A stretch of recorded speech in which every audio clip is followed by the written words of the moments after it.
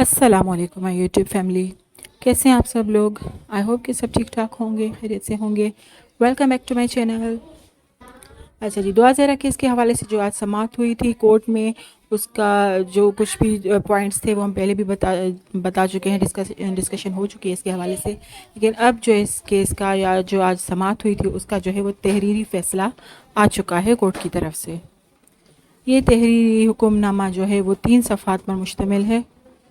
आइए आपको सुनवाते हैं कि इसमें क्या क्या है। अच्छा, जिसमें लिखा हुआ है कि मुद्दई जो हैं उन्होंने अपनी माइनर बेटी की रिकवरी के लिए दरख्वास्त जमा करवाई, जिसकी उम्र 14 से 15 साल है और वो ज़हीर अहमद के जो है ये डिटेंशन में है। आगे इसमें यह भी लिखा था कि इस हवाले से, अगवा के हवाले से जो है वो FIR भी दर्ज है। इसके अलावा आगे लिखा था कि इसी तरह की जो है वो पहले भी दरख्वास्त जो है वो दी जा चुकी थी, जिस पर कि मगविया को बाजियाब करवा कर और कोर्ट में पेश किया गया था। फिर उसके कहने पर ही और उसने ख़ुद बताया कि वो अपनी मर्ज़ी से गई, अपनी मर्ज़ी से उसने निकाह किया है। इसके अलावा दुआ ज़हरा का जो पहला मेडिकल हुआ था उसका हवाला भी ये दिया गया था कि उसमें इसकी एज जो है वो 17 साल आई थी, इसलिए फिर कोर्ट की तरफ से उसे अपनी मर्ज़ी से कहीं भी रहने की परमिशन दे दी गई थी। आगे लिखा हुआ था कि मुद्दई जो हैं मेहदी अली काज़मी साहब इस फ़ैसले के ख़िलाफ़ जो है फिर सुप्रीम कोर्ट में गए। फिर सुप्रीम कोर्ट की तरफ से ये ऑर्डर उन्हें दिया गया कि वो जो है ट्रायल कोर्ट में जाएं, फैमिली कोर्ट वगैरह में जाएं और बच्ची का मेडिकल बोर्ड बनवाएं। इसके बाद जो है वो मेडिकल बोर्ड बना और उन्होंने बच्ची को एग्ज़ामिन किया और फिर ये जो है वो हुक्मनामा जारी हुआ या ये रिपोर्ट में आया कि बच्ची जो है वो माइनर है।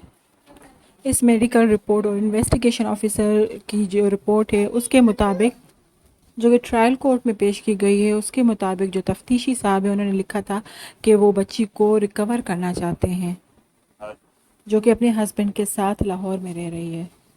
इसके अलावा उन्होंने ये भी लिखा कि जो है वो तफ्तीशी अफसर साहब ने कि वो ज़हीर को अरेस्ट करना चाहते हैं। इसके बाद में लिखा गया कि जो मगविया है, इसी दौरान ये सब चल रहा था, केसेस वगैरह चल रहे थे, और इसी दौरान ये हुआ कि जो मगविया है दुआ ज़हरा, उसने अपने जो है ये दरख्वास्त जमा करवाई कि वो अपने शोहर के साथ नहीं रहना चाहती, उसके शोहर के साथ जो है वो ताल्लुकात सही नहीं हैं। और उसने ये भी बताया कि उसे अपने वालिदैन की तरफ से भी जो है वो थ्रेट्स हैं, वो उसे जान से मार देंगे। और फिर 19 तारीख को जो है दुआ ज़हरा को शेल्टर होम भिजवा दिया गया। इसमें फ़र्दर ये भी लिखा था कि जो वकील हैं मुद्दई के, उन्होंने ये भी कहा, ये भी दरख्वास्त दी कि बच्ची को लाहौर शेल्टर होम से रिकवर करवा कर वहाँ से निकाल कर जो है कराची के किसी शेल्टर होम में या किसी चाइल्ड प्रोटेक्शन होम में रखा जाए, क्योंकि कराची में ही जो है वो इस केस का जो ट्रायल है वो चल रहा है। इन्वेस्टिगेशन ऑफिसर भी यही है और जो भी मतलब प्रोसीजर जो भी हो रहा है कानूनी, वो यहाँ पर ही हो रहा है।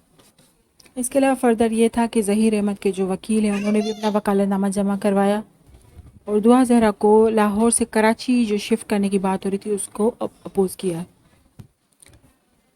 इसके अलावा फ़र्दर इसमें यह था कि बच्ची जो है वो पहले बाजियाब हो चुकी थी और फिर अपनी ही दरख्वास्त पर जो है वो शेल्टर होम चली गई है। इन्वेस्टिगेशन ऑफिसर के हवाले से था कि उन्होंने 15 जुलाई को ख़त लिखा था होम डिपार्टमेंट को, पंजाब के होम डिपार्टमेंट को ये ख़त लिखा गया था सिंध होम डिपार्टमेंट की तरफ से कि बच्ची को बाजियाब करवाना है लाहौर से, यानी कि पुलिस की तरफ से ये एफ़र्ट्स चल रही थी बच्ची को बाजियाब करवाने के हवाले से। अच्छा, इसके अलावा जो स्टेट के लॉयर्स हैं उन्होंने भी इस बात को सपोर्ट किया कि बच्ची को जो है कराची में ही होना चाहिए। इन्वेस्टिगेशन ऑफिसर जो है वो भी इसी चीज़ को सपोर्ट करते हैं कि बच्ची कराची में मौजूद होनी चाहिए।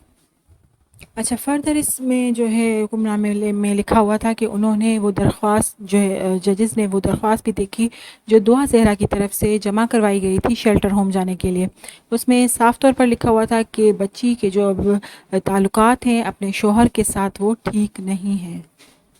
इसके अलावा ये भी लिखा था कि वो अब जो है वो ज़हीर के साथ नहीं रहना चाहती। आगे लिखा था कि लाहौर में जो है अब दुआ ज़हरा के लिए कोई जगह नहीं है, मतलब कोई शेल्टर, उसका अपना कोई घर नहीं है और उसे अपने फ्यूचर के हिसाब से या जो भी डिसाइड करना है वो वहाँ पर रहते हुए नहीं कर सकती। اس کے علاوہ جو بچی وہ اپنے والدین سے بھی خوف زدہ ہے، اسے ان کی طرف سے شاید تھریٹس ہیں جو کہ دعا زہرا نے خود کہا ہے، اور وہ ان کے ساتھ بھی نہیں رہنا چاہتی۔ اس کے علاوہ کورٹ کی طرف سے لکھا گیا کہ دعا زہرا کا لاہور میں رہنا اس کے مفاد میں ہمیں نظر نہیں آتا، یا کوئی اب وجہ نہیں ہے کہ وہ لاہور میں رہے، خاص طور پر تب جب کہ اس کی اپنے شوہر سے علیحدگی ہو چکی ہے۔